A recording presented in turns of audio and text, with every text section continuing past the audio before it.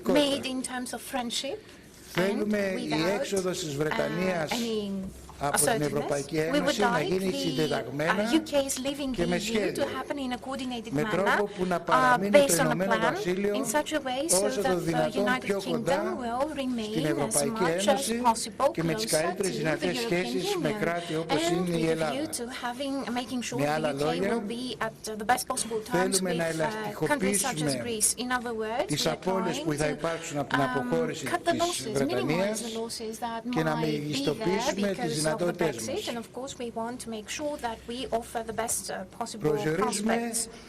Όχι την κατάργηση των σχέσεων, αλλά προσδιορίζουμε τις σχέσεις μας σε νέα πλαίσια.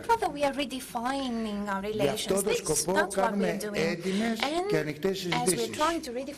Η φιλική μας σχέση, νομίζω, στηρίζεται ανάμεσα στον Μπόρις και σε μένα και στην εκτίμηση που τρέχω στο πρόσωπό του, αλλά και στην μεγάλη εμπειρία που έχω ανοιχτών και δημιουργικών συζητήσεων. Θέλουμε οι διαπραγματεύσεις ανάμεσα στην Ευρωπαϊκή Ένωση και στη Βρετανία να είναι έξυπνες και να γίνουν με τρόπο ψύχρεμο. Γνωρίζουμε ότι πάντα τα πλεονεκτήματα μιας συμφωνίας συνοδεύονται και από υποχρεώσεις και θέλουμε να εξασφαλίσουμε τη συνεργασία ανάμεσα στις δύο πλευρές όσο δυνατό πιο πολλούς τομείς με το όσο δυνατό πιο μεγάλο βάθος, προστατεύοντας βέβαια τα δικαιώματα των πολιτών μας.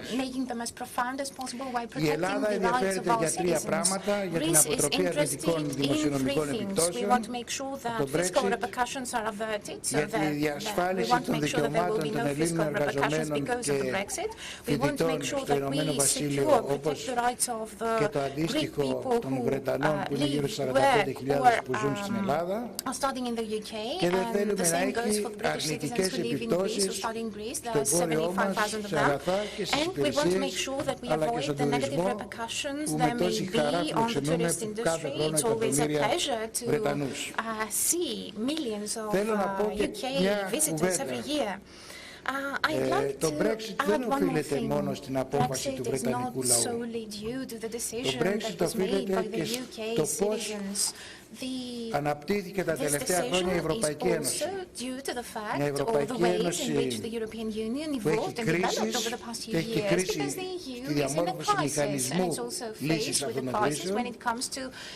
Είναι μια Ευρωπαϊκή Ένωση που δεν έχει επάρκεια σε οράματα, που δεν έχει επαναπροσδιορίσει τις αξίες τις δικές της και πώς τις βλέπει να λειτουργούν στον 21ο αιώνα, και ότι συχνά είμαστε μια Ευρωπαϊκή Ένωση που περιορίζουμε το είναι μας σε ορισμένα εργαλεία της διπλωματίας και μόνο, και μάλιστα ορισμένα από αυτά αρνητικά.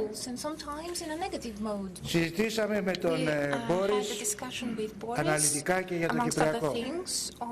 Είμαστε δύο άνθρωποι που θέλουμε να αναζητήσουμε ορθές, δίκαιες και έξυπνες λύσεις, και βέβαια ξέρετε σταθερά την άποψή μας, η δικιά μας.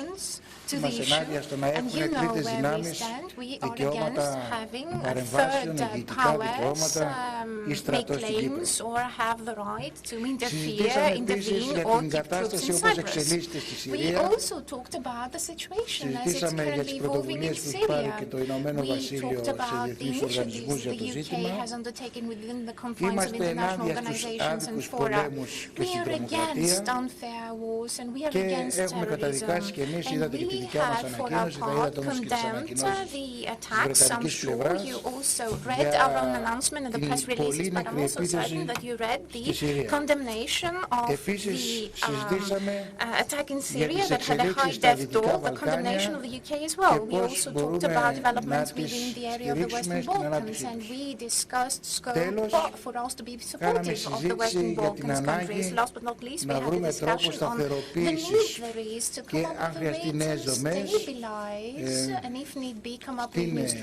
στην Ανατολική Μεσόγειο, και κατά εξαίρεση κάλεσα τον φίλο μου τον Μπόρις I also asked my friend Boris to join us during a meeting we're going to hold between and amongst ourselves in Rhodes. There will be leaders of Eastern Mediterranean countries and Arab countries making an exception. I've also been told that he's going to a Greek island pretty soon. I'm not going to tell people where you're going, but I'm very happy to find out that you'll be here again. So Boris, welcome. We look forward to seeing you again. And on that note, let me thank you yet again for your presence here in Athens. So welcome again. Kalispera, everybody. Thank you very much, Nikos, and thank you for the wonderful welcome that you have given us.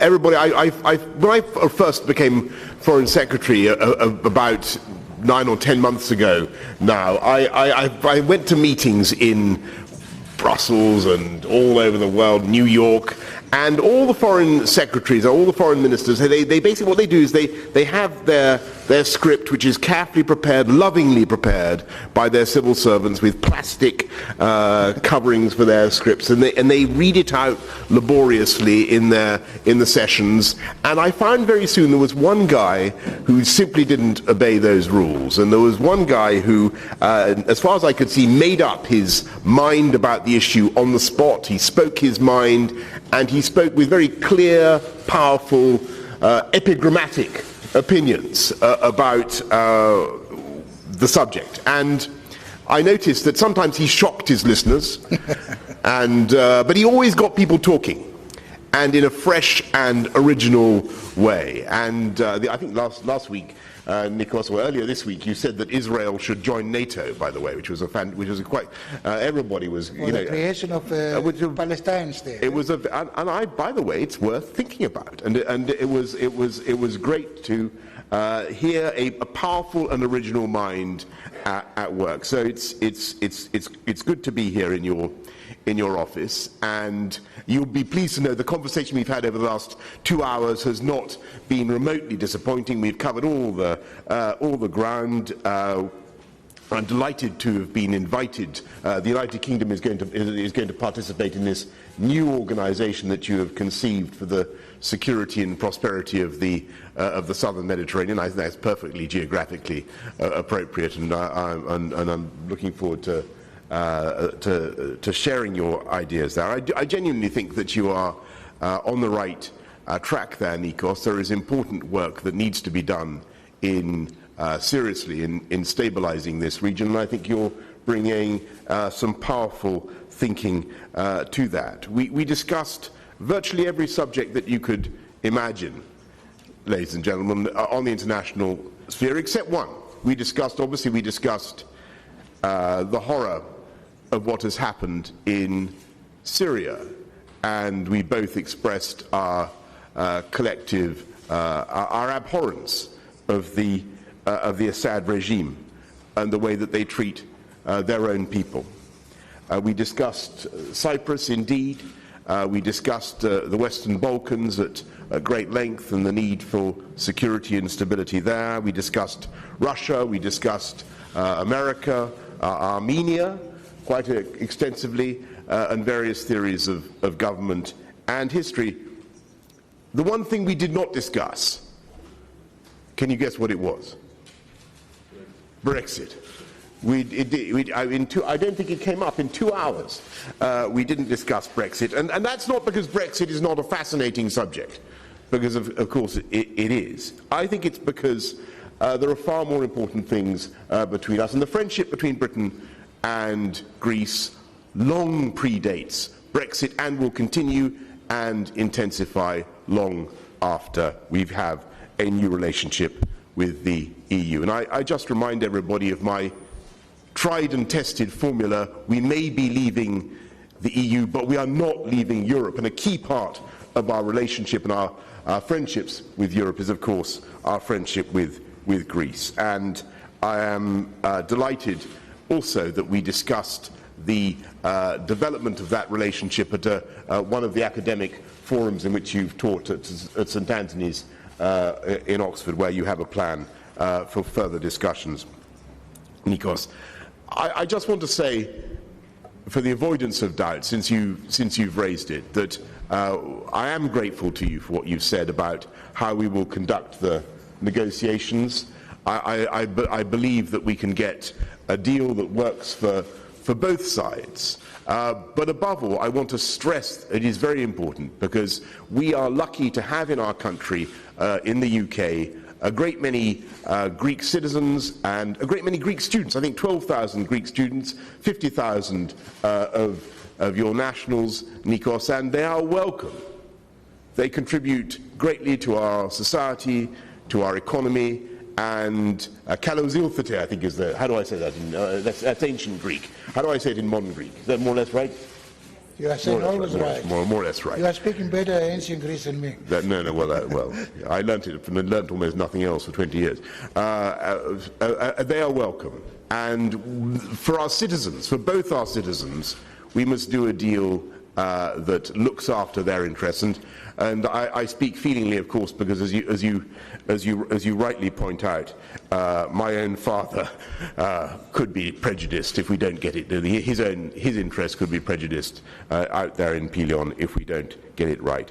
But I think we can, and I think that we can take forward our political relations, our strategic relations, and our economic relations in a way that will be very exciting for both countries. So thank you, Nikos. Thank you, everybody, for coming along this evening and for your hospitality.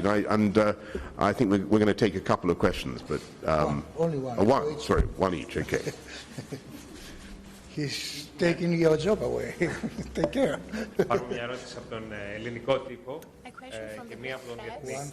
Παρακαλώ να φέρετε το όνομά σας και το όνομα του μέσου που εκπροσωπείτε. Το μικρόφωνο.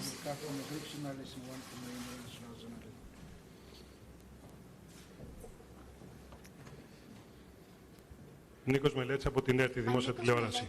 Κύριε Υπουργέ, ήθελα να ρωτήσω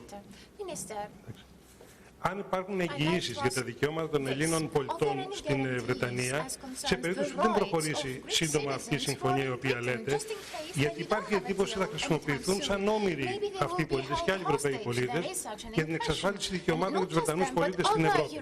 Και σε σχέση με το Κυπριακό, η Βρετανία, το Ηνωμένο Βασίλειο, αποχωρεί από την Ευρωπαϊκή Ένωση. Ήθελα να ρωτήσω ποια νομοποίηση ζητά στις διαπραγματεύσεις να προβλέπονται ίδια δικαιώματα για τους Έλληνες που είμαστε Ευρωπαίοι πολίτες με τους Τούρκους πολίτες σε μια επανενωμένη Κύπρο.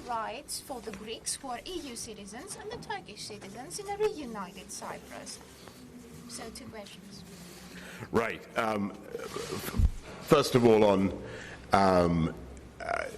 as I said in my statement just now, we have, I think, about 3.2, some people say even 3.5 million EU nationals in our country. You may remember I used to be Mayor of London, Vilmakos, I think is the word I'm after, of London, and I was very proud of the way we attracted so many millions. I think I was the mayor of the fourth biggest French city in the world, and we have 50,000 Greeks, as I say. They are welcome, they contribute massively to our society, to our economy. We wanted to do an arrangement, you may recall, before Christmas, with our European friends and partners to try to regularize the position of people on both sides of the Channel. That hasn't been possible, but what we want to do is make sure that that is part of an early solution, an early part of the deal that we do as we go forward. I think it's important just to give confidence to people on both sides, and I think it would really help encourage citizens on both sides of the Channel.